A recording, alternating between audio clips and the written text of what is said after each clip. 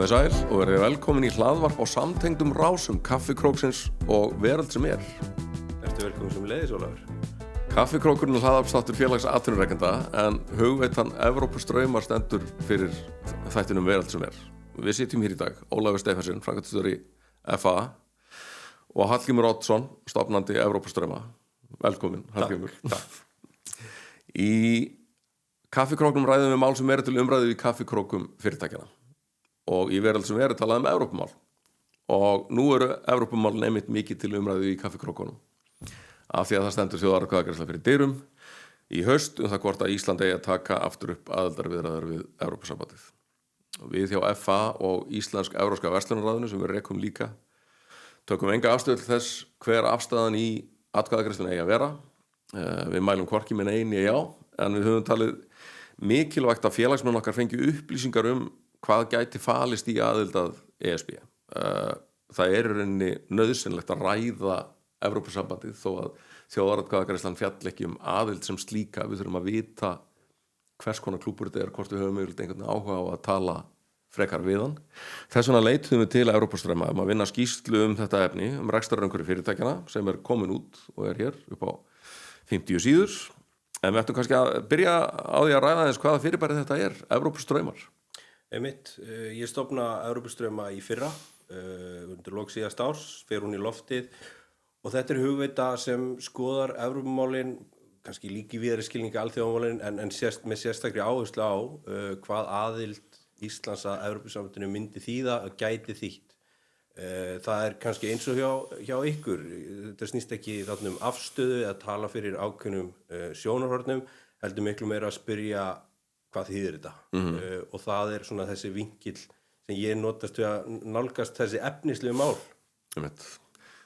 Já, verkefnið sem að Evrópustraumar fengu var að greina kosti og galla aðildar að Evrópusambandinu hvað var það rekstrarumhverfi fyrirtækja. Það þurfti náttúrulega að afmarka það verkefni einhvern veginn, getur það sagt hvaða leið þú ferð í því?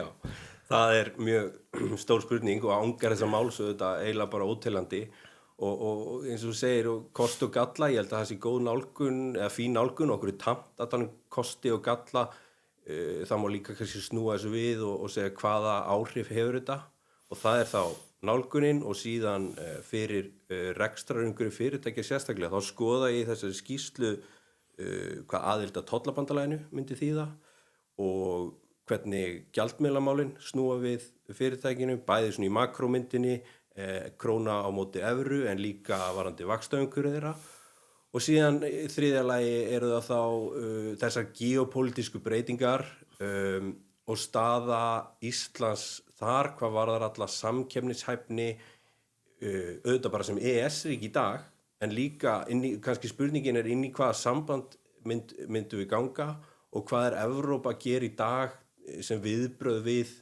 stöðunni. Sko þessu félagi atvinnurekenda hafa nú verið tollamál hugleikin í bráðum 100 ár. Þannig að byrjum kannski á tollabandalaginu. Sko Ísland hefur náttúrulega þegar aðganga innri markaði Evrópusambandsins í gegnum EES-samninginn. Hvaða stóru breytingar myndu eiga sér stað með ESB aðild? Já, og tollamálin í skýrslunni sjálfur taka töluvert pláss og kannski stærsti kaflinn. Eins og þú segir, þá skiptir þessi staða Íslands í dag með miklu máli þegar við hefjum greininguna en ef við göngum inn í tollabandalagið þá er kannski tvennt, við tökum upp ytri tolla Evrópusambandsins sem eru hærri en á Íslandi með að lítu til meðaltals á vara utan búvara þá er þetta 0% í Íslandi, hér eru ekki tollar eftir ákvarðanir sem voru teknar fyrir 10 ára síðan meðan að þetta er 2,4% í Evrópusambandinu sem gildir ef ekki kemur fyrir fríverslunarsamning. Hitt atriðið er auðvitað varðar þessa fríverslunarsamninga síðan. Við erum með flest okkar samningi gegnum EFTA sem eru á mestu leyti sambærilegir því sem er í ESB en við erum líka með samninga sem við höfum gert tvíhliða sem eru við Færeyjar, frændur okkur í Færeyjum og síðan við Kína og þessi samningar myndu falla úr gildi. Sko, já, þú segir engir tollar á Íslandi á öðrum vörum en búvörum. Á búvörunum eru hins vegar býsna drjúgir tollar sem að okkur verðum nú tíðrættum hérna og hvernig eru þeir í samanburði við búvörutolla í Evrópusambandinu? Já, og það er auðvitað vega mikið atriði og skiptir máli þessu samanburði að því kerfin á Íslandi og í Evrópusambandinu eru önnur þegar kemur að landbúnaðinum. Okkar verndarstefna er meiri í formi tolla. Ef við lítum á tölur OECD í þessu samanburði og hvernig verndar og stuðningsaðgerðir eru mældar, þá erum við í algjörum sérflokki ásamt hinum EFTA-ríkjunum, Sviss og Noregi, þar sem verndartollar fyrir búvörur, þeirra innlenda framleiðslu er há. Bara svona til samanburði þá er þetta hlutfall 47%, meðan það er 16% í Evrópusambandinu og meira stuðst við beingreiðslur sem hafa þá minni áhrif á markaðinn í rauninni. Og þetta myndi breytast, kannski eins og við höfum auðvitað rætt og þetta varðar hag margra neytenda, framleiðanda og bænda, innflutningsfyrirtækjana og svo er það auðvitað ríkissjóður sem verður þarna fyrir svona breytingum að því að tollarnir falla niður. Sko, innflutningur á búurum, sérstaklega í þessum greinum sem eru stundaðar á Íslandi, á kjöti og mjólkurvörum, hann kemur fyrst og fremst frá ríkjum Evrópusambandsins. Hvað myndi aðild að tollabandalaginu þýða fyrir þessi viðskipti? Ef ekki kemur fyrir aðra reglur sem myndu gilda þá eða á innri markaðnum og fyrir þessi viðskipti, þá eru þessi innflutningur auðvitað frjáls og þessa verndaraðgerðir hvað tollana varðar myndu hverfa. Innflutningsverð myndi lækka og verð til neytenda held ég þetta fullera og sérstaklega og lítu til talna Eurostat yfir matvælaverð, þá er það hærra á Íslandi en í 6 dýrustu löndum Evrópusambandsins og munurinn enn meiri þegar þú lítur á þá vöruflokka sem við erum með verðtolla fyrir. Þannig að ég held að það yrði klár áhrif, en hérna erum við kannski að tala eina hlið þessa máls. Hinn eru auðvitað eftir. Sem er þá stuðningurinn við landbúnaðinn að öðru leyti. Algjörlega. Já, hann myndi vantarlega líka taka miklum breytingum. Já, ég held að það sé líka ljóst maður horfir á þetta að þetta er ekki hægt að gera eins og að rífa plástur. Heldur ég ætla ekki að spekulera eitthvað sérlausnir. Tollabandalagið í dag, öll ríkin 27 eru þar inni án alla sérlausna. En aðlögunartími og breytingarnar eruðu örugglega ekki á gerðar á einni nóttu. Sko, nú kemur einmitt stærstur hluti af okkar innflutningi bara almennt frá ESB-ríkjum, milli 45 og 50% held ég, og 2/3 af útflutningnum fara þangað. Hvað myndi það þýða bara fyrir alls konar umstang og fyrirhöfn fyrir tollameðferð, tollskýrslugerð og svo framvegis að vera í tollabandalaginu? Mér finnst einmitt oft svona góð spurning sem ég spurði mig reglulega við vinnuna við þessa greiningu er svona hvað getum við gert sjálf í rauninni. Við ákveðum okkar kerfi. Núna stöndum við fram við þessa spurningu viljum við gangin í Evrópusambandið ekki þar sem áhrifin eru, þú getur afmarkað eitt og komast að jákvæðri niðurstöðu en svo skoður eitthvað annað þar sem áhrifin eru öðruvísi. En fyrir tollabandalagið og þá getum við spurt, getum við ekki bara fellt niður tollana sjálf.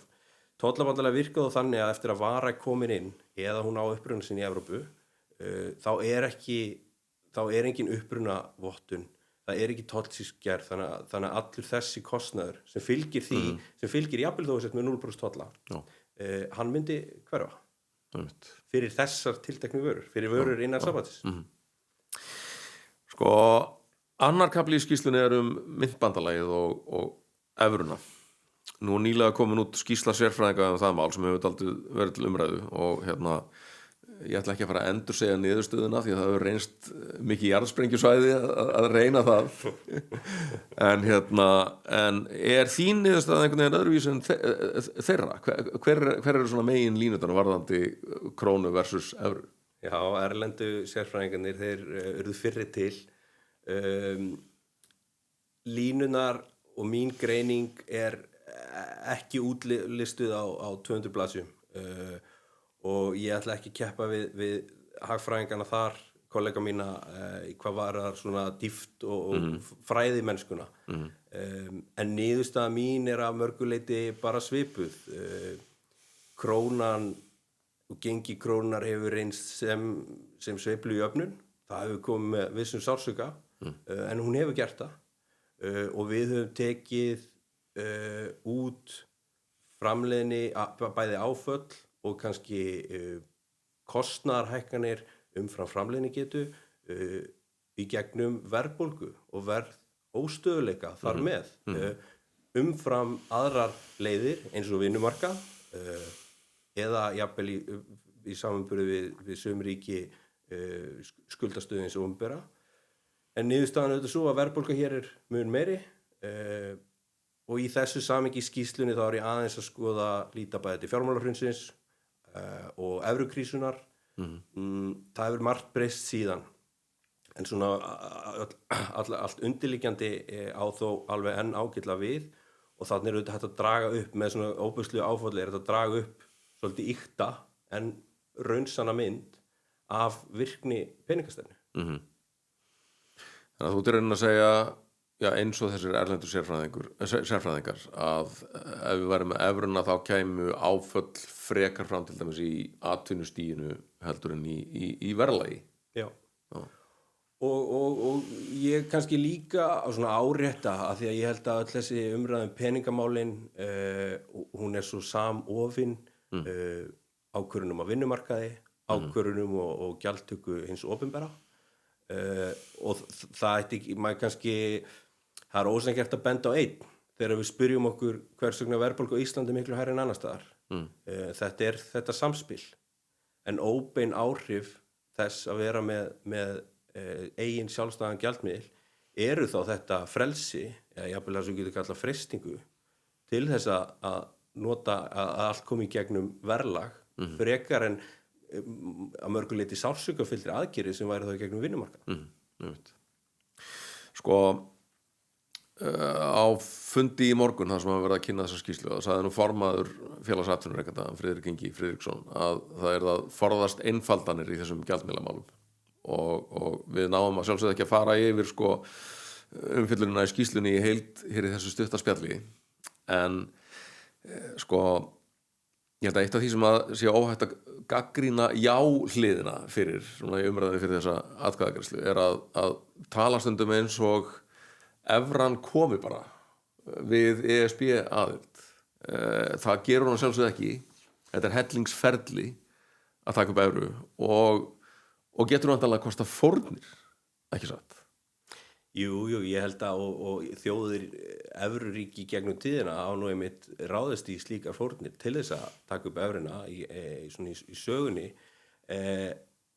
Margt af því sem evru upptaka krefst á okkur sjálfum og við náum þeim markmiðum sem Maastricht skilyrðin setja og ég fari í gegnum í skýrslunni. Það undir okkur komið. Hvað tíma varðar þá eru við auðvitað að horfa til framtíðar. Þetta nú líka það sem var bent á í skýrslu erlendu sérfræðingana að það þyrfti þessi svona að þetta væri heimavinna frekar en eitthvað sem er útýst. Það hefur tekið evruríki, ný aðildarríki 3 til 19 ár að taka upp evruna frá því þau ganga þá sem sagt inn í Evrópusambandið. Ríkin í dag eru 21 talsins, Búlgaría tekur upp evruna núna síðastliðin áramót. Það eru auðvitað ESB-ríkin eiga að taka upp evru, en eins og við vitum þá er það ekki alveg svona raunveruleikanum samkvæmt. Sum hafa valið að gera það ekki, sum hafa tafið það, sérlausnir líka í einhverjum tilvikum og svo framvegis. En það hefur þótt eftirsótt fyrir sum ríki. Króatía tekur upp evruna 2020, það var eftir held ég 13 ár. Búlgaría gera það líka núna en það tekur tíma og það krefst aðgerða af þeirra hálfu til að geta gert það bæði hjá hinu opinbera og síðan hvað varðar vaxtastig. Sko í skýrslunni farið yfir Maastricht skilyrðin sem þarf að uppfylla varðandi ríkisfjármál halla, skuldastöðu og svo náttúrulega vexti og verðbólgu og það svona tímalína sem sýnir hvenar Ísland hefur uppfyllt þessi skilyrði. Við höfum aldrei uppfyllt þau öll eða hvað? Nei, við jöfnuðum okkar besta árangur í fyrra, má segja. Þegar 3 af þessum 5 efnahagslegu skilyrðum, það eru 4 formulega en 5 svona tæknilega, 3 af 5 var uppfyllt. Það held ég 3. sinn í sögunni sem við gerum það. gengi hefur hagað sér bara ágætlega í samanburði við aðra miðla, þá lít ég nú bara til þess að hefðbundna gengiskrossa, en annað, sérstaklega hvað var að vaxtastig, verðbólguna og síðan langtíma vextina og verðbólguhorfur, þar ef þú horfir á þessi 25 ár aftur í tíman, þá er það eiginlega bara rautt. Við höfum ekki uppfyllt þessi skilyrði. Og þá vaknar spurningin sko, hvað þarf að gerast til að ná niður vöxtum og verðbólgu? Það hefur verið talað harðara aðhald í ríkisfjármálum, en til dæmis sko, það sem mér fannst vera stóra atriðið í skýrslu erlendu sérfræðinganna daginn og hefur kannski ekki verið rætt nógu mikið vinnumarkaðurinn, og þú ferð inn á þetta líka. Launahækkanir á Íslandi hafa verið miklu meiri heldur en í samkeppnisríkjunum, og það oft talað hið norræna vinnumarkaðsmódel, og við þurfum einhvern veginn að ná að taka það upp, þar að segja að launabreitingar taki mið á getu útflutningskerfina til að greiða laun. Það ekki rauninni algjör forsenda fyrir því að ná niður verðbólgu og vöxtum, hvort sem við tökum upp evruna eða ekki? Í mínum huga það þannig. Það alltaf ein forsendan og hin síðan þá varðar ríkisfjármálin. Eins og kom fram hann í þessari skýrslu erlendu sérfræðingana að raunlaunahækkun hefur verið 2,5% á Íslandi á síðustu 10 árum ári. Samanborið við 0,6 til 0,8% á hinu Norðurlöndunum. Nafnlaunin hafa hækkað 5,6% á ári að jafnaði. Þetta umfram framleiðslugetu og birtingamyndin þessi sem við sjáum í vaxtastigi og því umhverfi. Og þá vaknar spurningin, eitthvað líklegra að við náum þessu sem sko aðildarríki Evrópusambandsins heldur en að gera þetta bara sjálf? Mér finnst þú kannski aðeins út fyrir efni skýrslunnar. Mér finnst svolítið áhugavert að við ræðum til dæmis mikilvægi alls konar sátta, þjóðarsátta og lítum tilbaka. Hér hafa verið gerð samkomulag, SALEK, lífskjarasamningar. Samningarnir hafa þó ekki Gamla góða þjóðarsáttin. Gamla góða þjóðarsáttin sem sko fyrir minn tíma. Ég ætla ekki að þykjast kunna hana utanbókar sko. En þetta eru samningar sem eru sko innan þess kerfis sem þó svo til óbreytt. Og það alltaf þá bara hvati til staðar að þetta bresti. Og við erum þá fram á veginn bara að halda verðbólgu hér innan skefja til skamms tíma. Saga evrunar, þar sem þú útýsir þessu tæki í rauninni, ef svo má segja, auðvitað þá svo að þú tryggir frekar verðstöðuleika. Það verðbólga í evruríkjum og hefur verið, við erum að upplifa verðbólguskot núna vegna orkuverðs. En verðbólgu horfur og hort til lengri tíma, þær eru ekki eins og Íslandi. Hér horfum við til 10 ára og við sjáum vexti upp undir 7% á langtíma skuldabréfum. Þú líka með sko samanburð á vöxtum og fyrirtækjalánum. Það ekki falleg mynd. Nei, og það kannski bara endurspeglar þetta og það kannski svona mikrómyndin sko fyrir rekstur fyrirtækja. Hér eru vextir nýir fyrirtækjavextir á nýjum lánum. Útlánavextir á lánum til fyrirtækja eru 11% á Íslandi. Þetta hæst í Pólandi 5,7% held ég og meðaltalinn 3,6% á evrusvæðinu. Þannig að þetta bara allt annað umhverfi. Þetta var það samkeppnishæfni íslenskra fyrirtækja auðvitað og ég held að því lengur sem vaxtastigið svona því erfiðara það að reka hér fyrirtæki. En svo segja mér svo þó að evran komið þá því samt eitthvað Íslands álag á vexti? Já, og það myndi maður sérfræðingar bankana hérna á Íslandi alveg sammála að vaxtaumhverfi myndi breytast á Íslandi við upptöku evru einfaldlega að þeirri ástæðu við myndum miða við vexti Seðlabankans. En ofan á það ýmis atriði bankaskattar, sértækar aðstæður hér á Íslandi verðbólga sem myndi auðvitað hafa áhrif ofan á það. Þannig að hversu mikil þessi lækkun hversu nálægt við færum vöxtum, það ekkert gefið að það verði það sama, en klárlega lægra. Og þriðji kaflinn í skýrslunni fjallar EES-samninginn í umróti alþjóðamála, ef svo má segja. sko við gefum okkur stundum að EES-samningurinn sé bara þarna sem einhvers konar óumbreytanleg stærð. Þú ert í rauninni að segja að það sé kannski ekki alveg gefið, allavega ekki svona staðans í hinu alþjóðlega umhverfi. Já, ég tók nú líka og tek fram í skýrslunni, ég held að það sé ekki hagur hvorki EES-ríkjana né Evrópusambandsríkjana að samskiptin eða versni á milli þeirra eða að eitthvað breytist á verri vegu, en það eru samt svona, ég veit ekki hvernig það reynir á samningin og ég held að hvort sem við stöndum innan eða utan ESB þá er þetta eitthvað sem við verðum að ræða. Það eru miklir hagsmunir undir.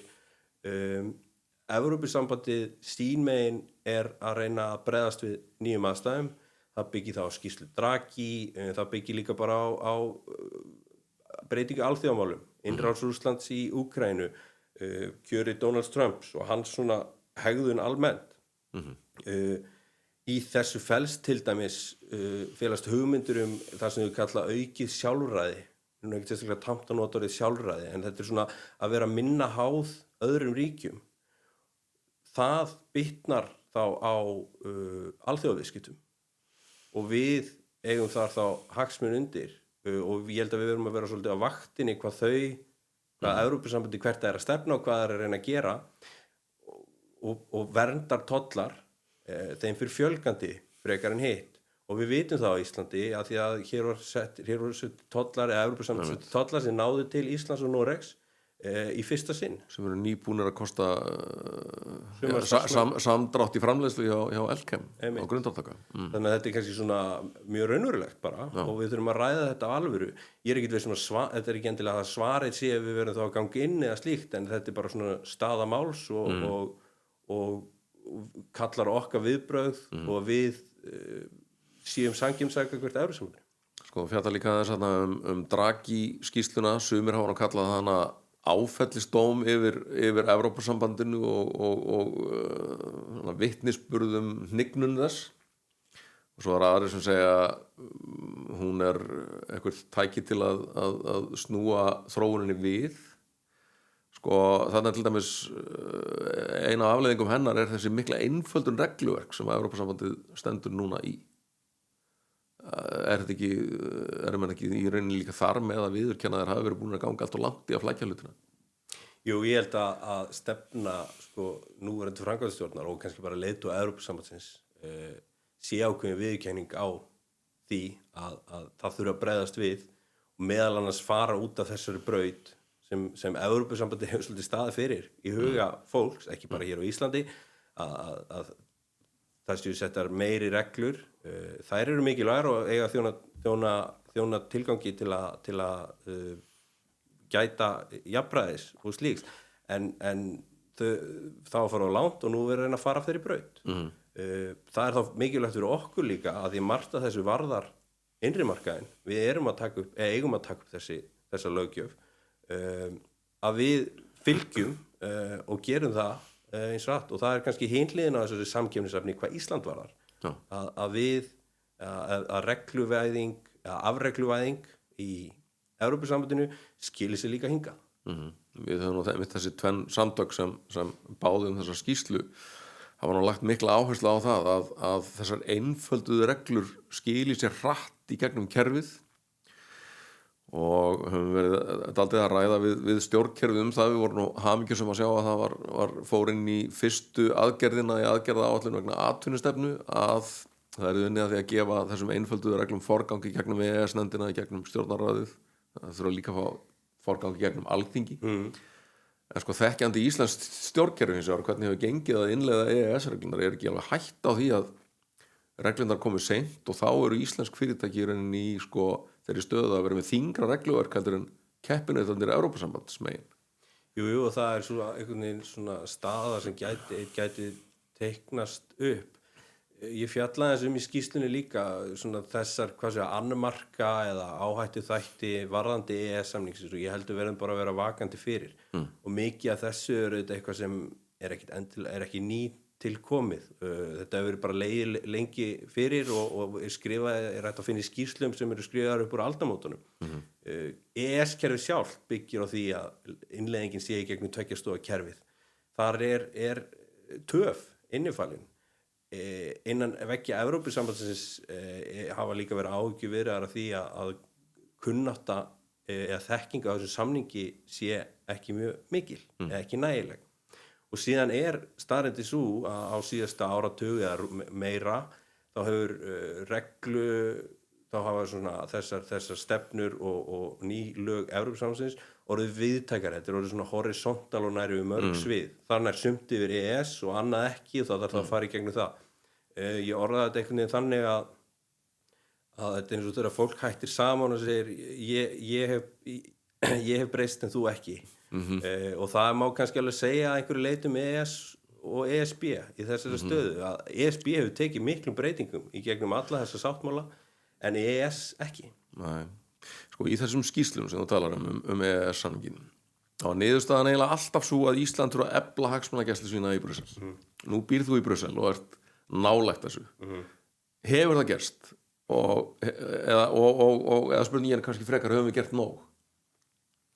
Já, ég veit ekki, kannski bara svaraði svona almennt að það megi eflaust gera betur og það eru merki það á Íslandi eins og þú nefnir áðan að hagsmunagæsla mætti vera meiri og virkari í samtali. Sko ég starfaði nú sjálfur svona innan þess. Það eru held í 2500 svona lobbygrúps, hagsmunasamtök í Evrópu og eru hvergi fleiri. Þau eru allt frá því að vera 1 eða 2 starfsmaður upp í 100 og 1000 fyrir ákveðna vefiðnað eða stál eða svoleiðis. Þetta og þau taka auðvitað virka þátt í þessu samtali með við lagasetninguna, hvernig þetta fyrir gegnum ferli allt. Auðvitað held ég að Ísland þurfi, sérstaklega í ljósið þess að okkar hagsmunir eru svolítið svona afmarkaðir, að það sé elt og ég held að það sé örugglega alveg svigrúm til bætinga en kannski það bara megi alltaf segja, bara eins og mig sjálf og mig í líkasræktinni, sko. Já. Nú tíminn sjálfsögð að hlaupa frá okkur. Svona nokkurn veginn lokaspurning. Sko, ef þú ert atvinnurekandi sem að velta fyrir sér kostum og göllum ESB fyrir sitt fyrirtæki og græðir þá að lesa þessar 50 skýrslur sem þú ert búin að skrifa og hvað græðir þá því? Ég ætla rétt að vona það, en eins og kannski sagði líka á fundinum að það ekki tilmæli eða tillögur hvernig fólk ætti þeim að kjósa hvað ég ætti almennt að finnast aðild Íslands að Evrópusambandinu. En það þarna upplýsingar tollaumhverfi á Íslandi í dag og í samanburði við hvað myndi breytast ef við göngum inn.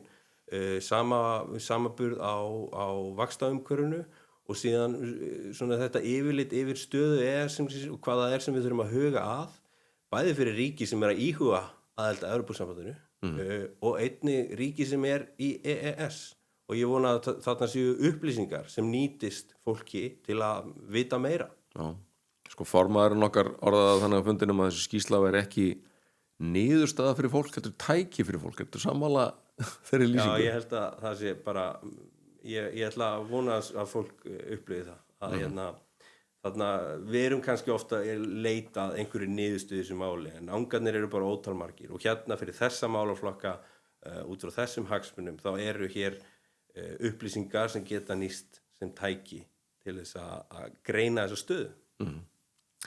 Þá segi ég bara takk fyrir komuna í Kaffikrókinn og ég þakka fyrir mig í Veröld sem er. Já, takk fyrir komuna í Veröld sem er.